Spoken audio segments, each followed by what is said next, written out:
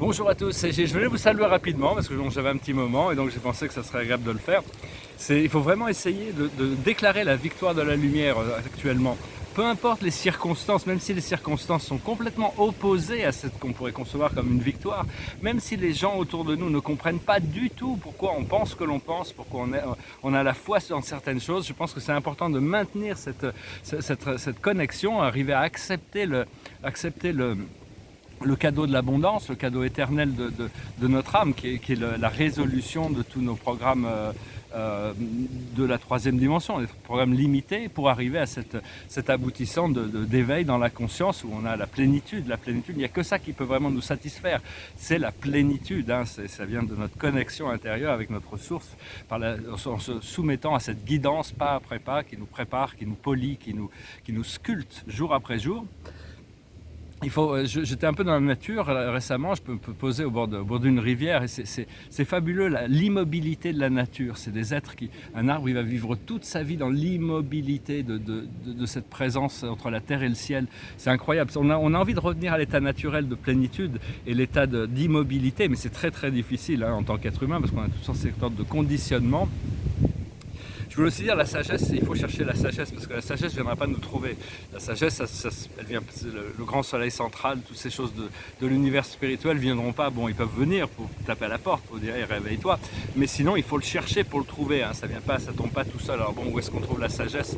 Au départ, il faut chercher la sagesse dans les livres de sagesse, comme les grands livres sacrés, la Torah, la Bible, les évangiles, le Coran, le Tao Te Ching, le I Ching, le Bhagavad Gita, les sutras bouddhistes, le Lalita Vistara, le livre du Rantia, les tablettes émeraudes de Thoth, le Kybalion, il y a toutes sortes de livres, La vérité par Dieu que j'ai mis dans mes playlists ici, ou même mon livre qui est encore là.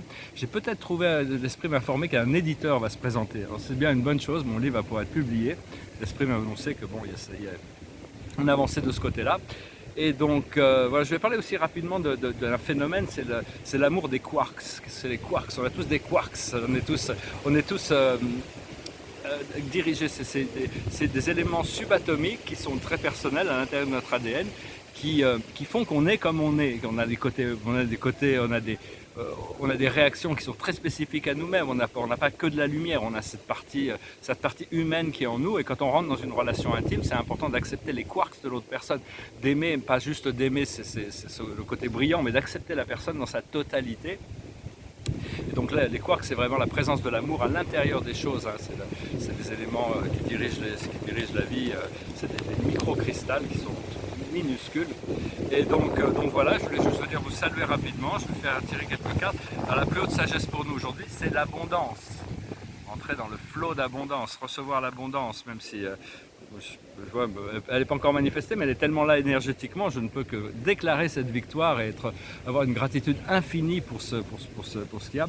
Je fais un petit commentaire marrant après. Ce qu'on doit comprendre, c'est la schizophrénie, c'est-à-dire, c'est pas vraiment la schizophrénie, parce que bon, il appelle ça comme ça dans le show, mais moi je vois plutôt ça comme une dichotomie, c'est-à-dire, il y a une partie de nous-mêmes qui veut faire quelque chose, et une autre partie de nous-mêmes qui veut faire autre chose, donc on est tiré dans plusieurs directions.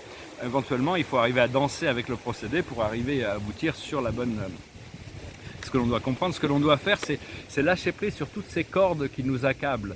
Lâcher prise sur c'est la suppression, c'est-à-dire c'est des cordes, elles sont lourdes, elles nous oppriment, elles nous oppressent, et donc il faut aspirer, se libérer et arrêter d'en faire trop pour plaire aux autres. Et l'aboutissant, c'est le lâcher prise sur le contrôle. C'est quelqu'un qui veut maintenir le contrôle, mais le contrôle est tellement relatif, le contrôle est tellement fragile. Alors ce qu'on doit comprendre, une fois qu'on a compris ces dichotomies, on trouve la compréhension. C'est un oiseau qui était dans une cage, il s'aperçoit que la cave n'a jamais existé, donc il peut recommencer à voler. Une fois qu'on peut lâcher prise sur ces cordes qui nous accablent et le besoin de toujours en faire trop pour plaire aux autres, on trouve l'amicabilité, on trouve les amis. Épicure disait la plus haute valeur, la plus précieuse des choses dans l'humanité, c'est l'amitié.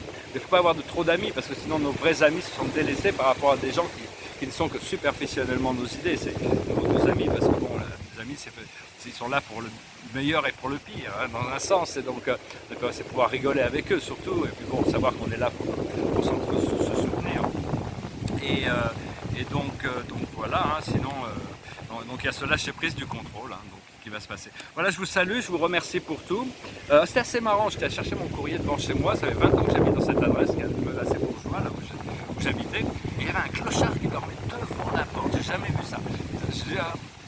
ça aurait pu être moi, parce que bon, j'ai pas du tout cette mentalité, je suis pas du tout équipé pour vivre à ciel ouvert, mais enfin bon, je l'ai pas dérangé, je l'ai prendre mon courrier, je l'ai laissé dormir, mais enfin c'était un peu symbolique un peu de ce qui se passe actuellement, hein. Il y a toute cette...